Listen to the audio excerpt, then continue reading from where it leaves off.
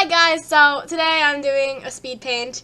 So this is Keep for Lost Cities, and if you haven't read Keep for Lost Cities, what are you doing with your pathetic lives? Go read it, it's freaking amazing.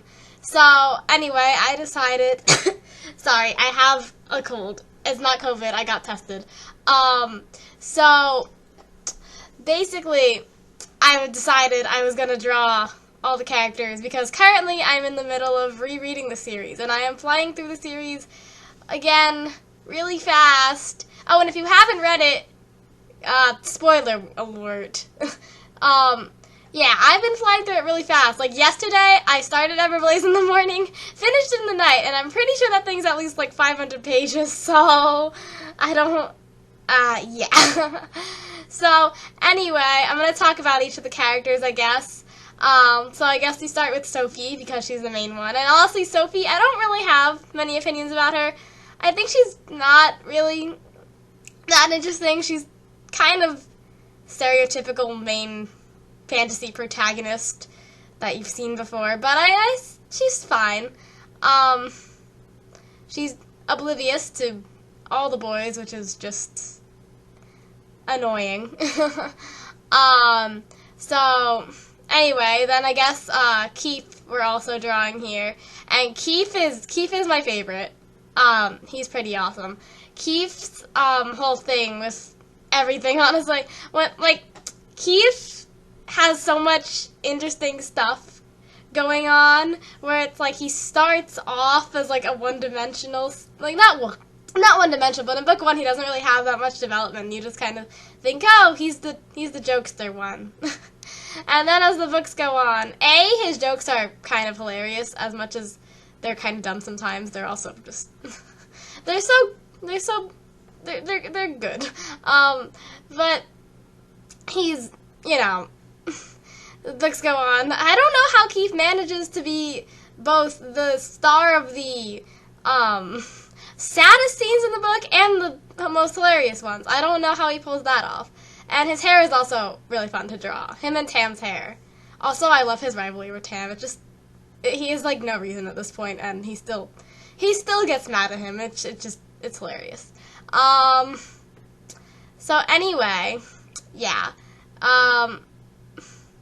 He's interesting character. I don't really know what else to say right now. So moving on to Fitz. Fitz is annoying. I don't like him. I mean, obviously reason one, I ship Sophie and Keith. And reason two is just Fitz is Fitz, honestly. What does he do? He just, like, all he talks about when he has page time now is, but we're cognates, and I bought you a gift, Sophie, but now he doesn't do that anymore because they broke up, which, thank goodness. They're weird. I don't know. Fitz is Fitz. Wonder Boy. He's okay.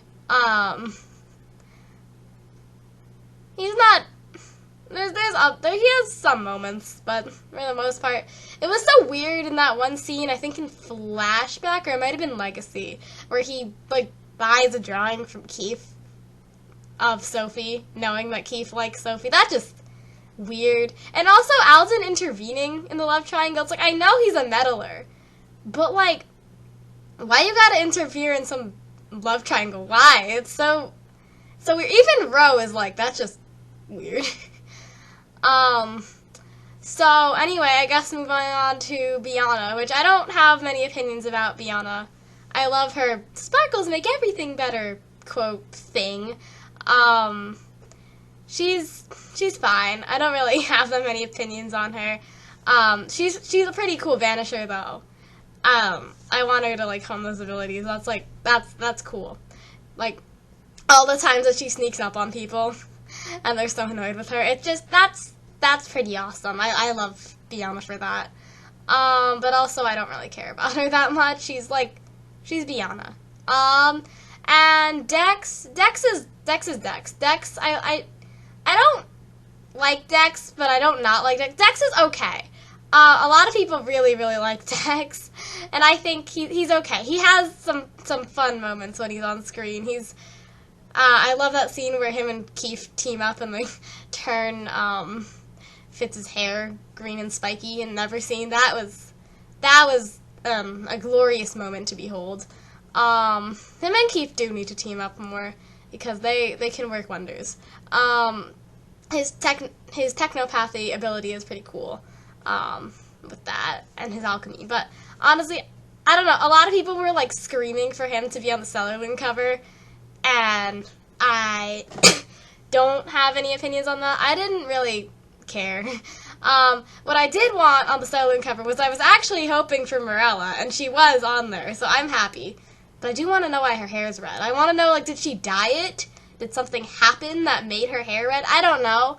I'm looking forward to an explanation of that. So now I've gone through all the characters, I guess. So what else do I talk about? Can talk about Keith is amazing. we could just go through that again. Also, that scene in Legacy where, like, Gazella triggers his abilities. Gazella's an amazing villain. Like, as awful of a person as she is, she's so fun to read about. She actually thinks things through, for the most part. Also, I love how she's just like, I love how in Nightfall she says something along the lines of, "Oh, I would never experiment on people. What are you talking about? Genetic manipulation? That's just cruel. The Black Swan is crazy." And then you find out in Legacy that she genetically experimented on Keith. It's like, yeah, but they're completely different. It's not a genetic experiment if I drink Cellarloon, which is a mostly untested substance. He's fine. Like,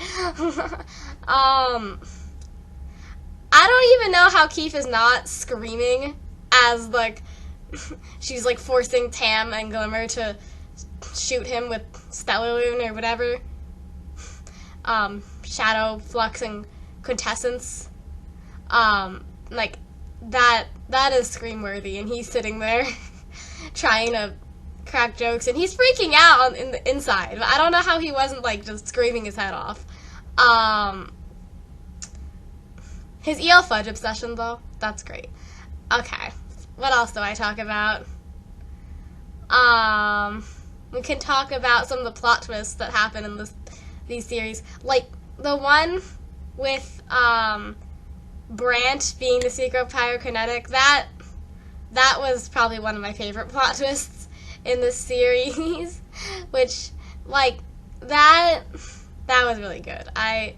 And I was rereading Everblaze, and I was, like, catching all the little things. And that first meeting that Sophie sees Brant in exile, I think there's, like, one point where she says, like, there's, like, a blink and you miss it sentence where it goes something along the lines of, like, her seeing, like, a spark of yellow under his hands, and then it just moves on like that never happened. And it just, that was really, I like that scene.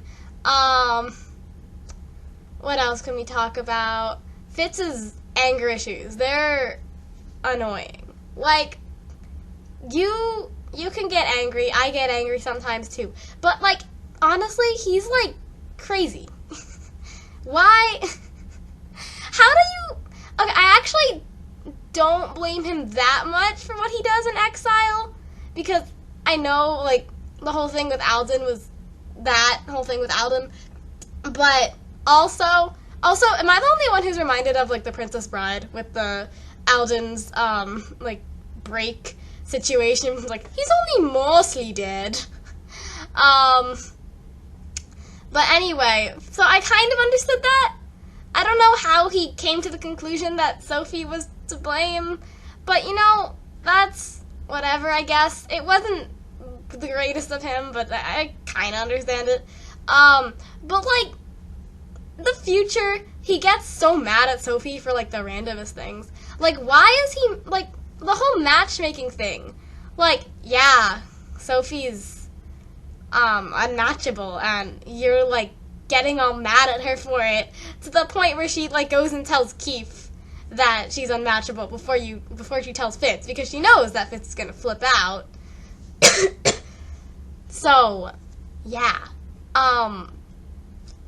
The fact that she goes to Keith instead of Fitz, about that is just major, Sophie is better.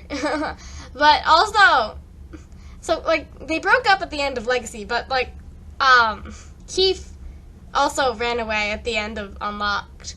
So, right now, I don't think you're going to focus on the love triangle that much. I hope we're not, because it's not the most entertaining part of the books, but I do like it, kind of. No, I don't want, like, I feel like it would have been, I don't see the point of having made it a triangle.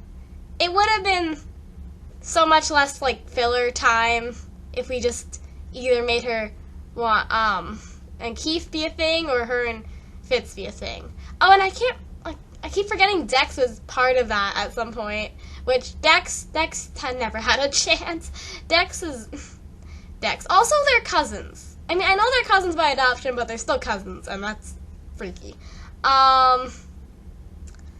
Anyway. Keith's letter to Sophie at the end of Unlocked, though, that was a cliffhanger, and now I'm very impatient for the next book because I need to know what happens to him.